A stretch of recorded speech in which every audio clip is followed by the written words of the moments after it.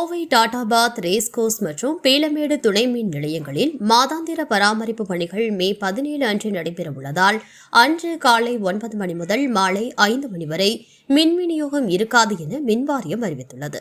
டாடாபாத் துணை மின் நிலையத்திற்குட்பட்ட மின்தடை பகுதிகள் காந்திபுரம், சித்தாபுதூர், டாடாபாத், ஆவாரம்பாளையத்தில் ஒரு பகுதி, மேட்டுப்பாளையம் சாலை, சர்க்கியூட் ஹவுஸ், விமானப்படை, சுக்ரவார்பேட்டை, மரக்கடை, ராம்நகர், சாய்பாபா காலனி, பூ மார்க்கெட், ரேஸ்கோர்ஸ் மற்றும் சிவானந்தா காலனி. ரேஸ்கோர்ஸ் துணை மின் நிலையத்திற்குட்பட்ட மின்தடை பகுதிகள் தாமஸ் பூங்கா, காமராஜர் சாலை, ரேஸ்கோர்ஸ், அவினாசி சாலை, அண்ணா சிலை முதல் ஆட்சியர் அலுவலகம் வரை, திருச்சி சாலை, கண்ணன் டிபார்ட்மெண்டல் முதல் ராமநாதபுரம் சிக்னல் வரை, புளியங்குளம் சாலை, சுங்கம் முதல் விநாயகர் கோவில் வரை.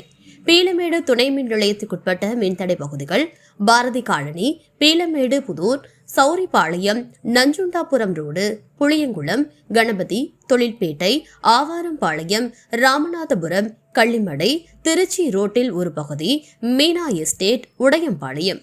மின் நுகர்வோர் முன்கூட்டியே திட்டமிட்டு தேவையான ஏற்பாடுகளை செய்து கொள்ள மின்வாரியம் கேட்டுக் கொண்டுள்ளது.